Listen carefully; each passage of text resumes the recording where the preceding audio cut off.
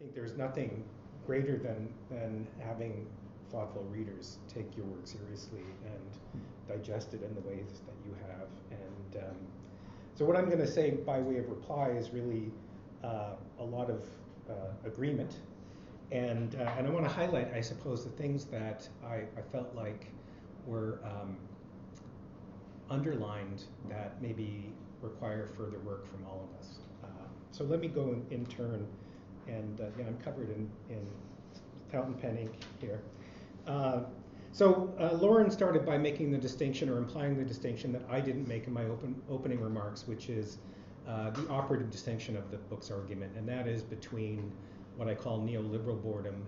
I have a fairly detailed typology of different sorts of boredom, but the main distinction is between neoliberal boredom, which is the boredom of constant arousal and then false satisfaction of desire to create new deficits, versus what I call philosophical boredom, which is the kind that Heidegger and Schopenhauer and Kierkegaard, not so much Adorno. Adorno's just sort of sour on most of these points, as he often is, but philosophical boredom, which is the existential boredom that provokes a kind of self-questioning. And so trying to make that conceptual break is part of the book's work. And so I thank Lauren for bringing that up.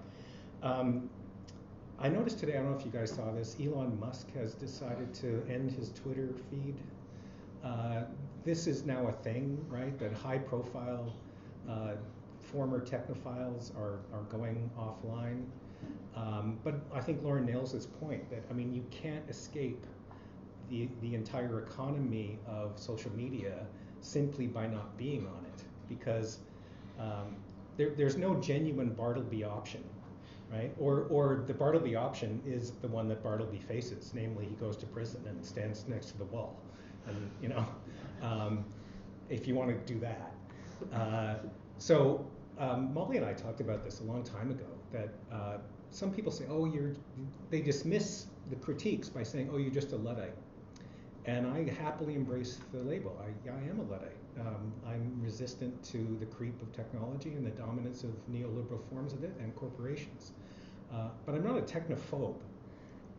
I'm not afraid of technology.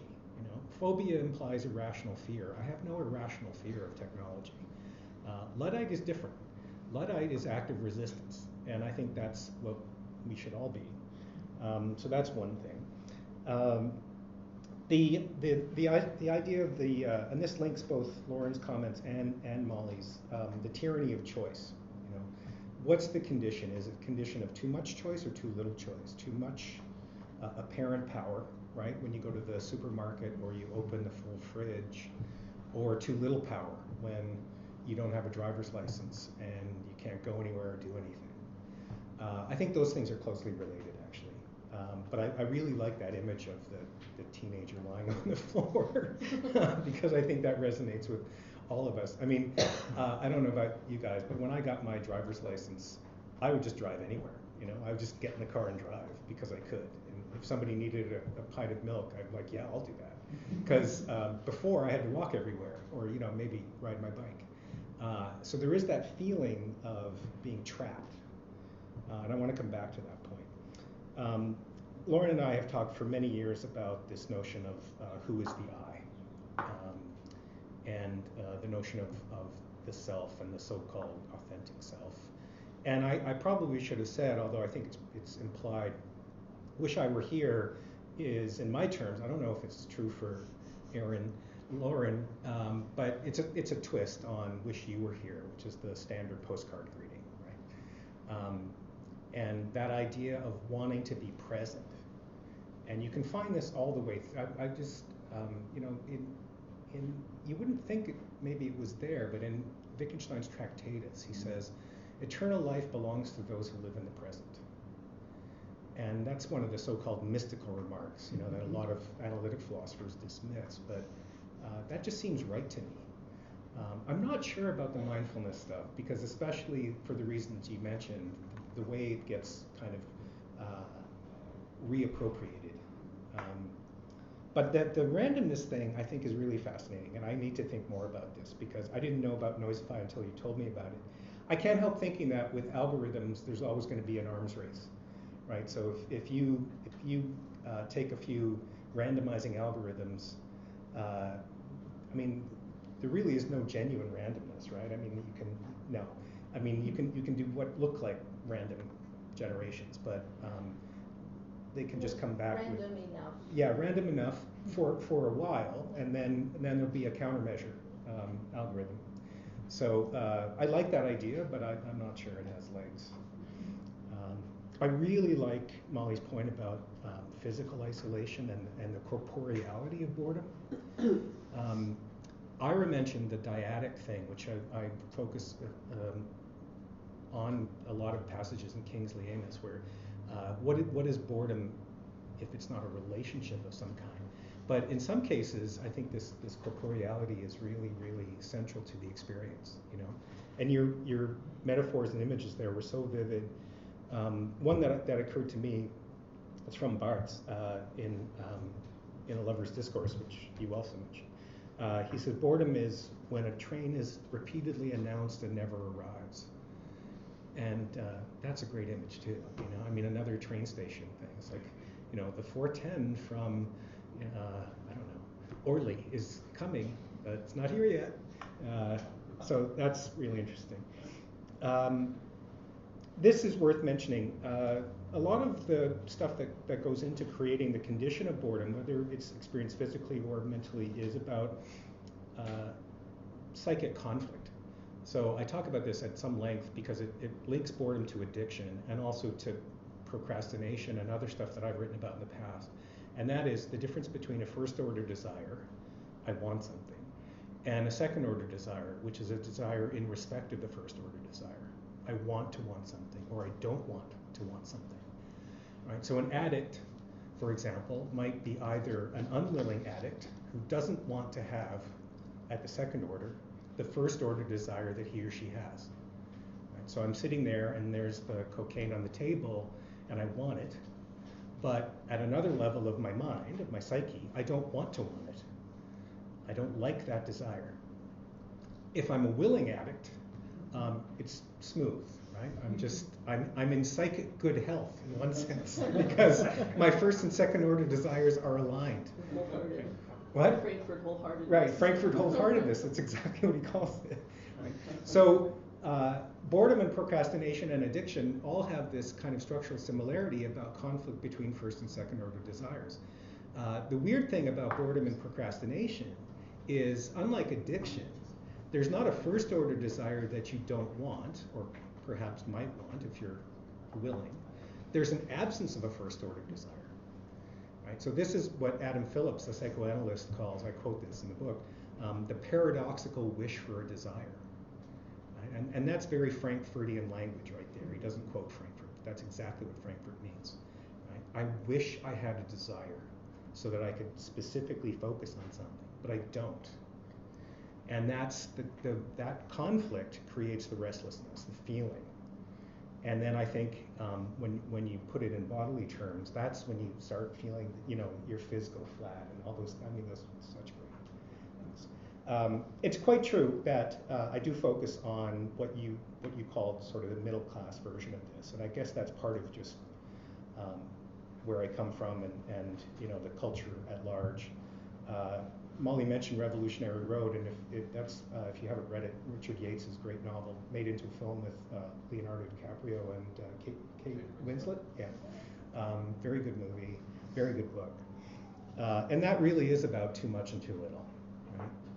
And this idea that the only way to break up the cycle of having all the stuff that you thought you were supposed to have is to become destructive, right? Have an affair, crash your car, you know, be drunk all the time, commit suicide, you know, those will solve your problem in one sense.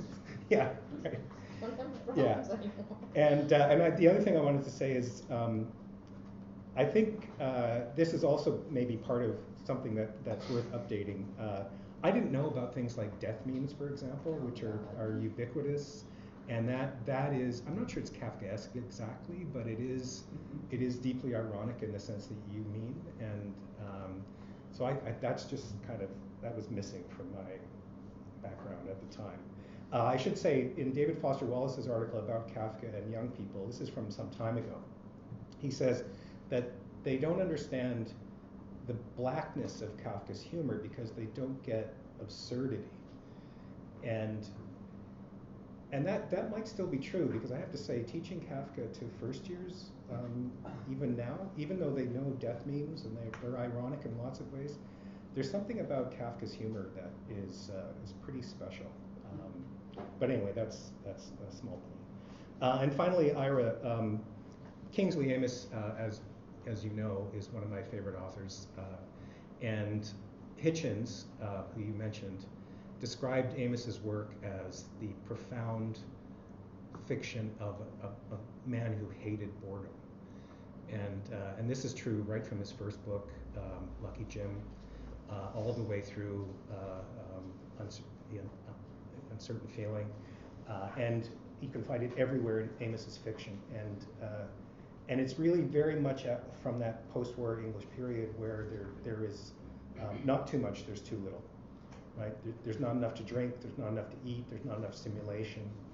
And so seeking these, what turn out to be destructive things like affairs and power struggles, pointless power struggles, becomes itself almost an addiction.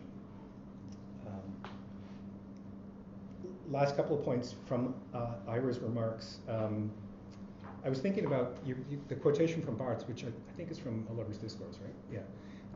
Where you're waiting, and if you guys know that book, it's an amazing passage. If I'm thinking of the same one, where he's waiting for his date, and the date doesn't show up and doesn't show up and doesn't show up, and there's this extended period. And Amis has written about this too. When you're waiting for somebody to meet you, there's nothing else you can do. I mean, you can leave, but you're waiting because you want to see them. And so you are trapped. I mean, you're physically trapped at the bar or the restaurant or wherever it is. And Barts has this great line in that passage where he says, "I decide to take it badly."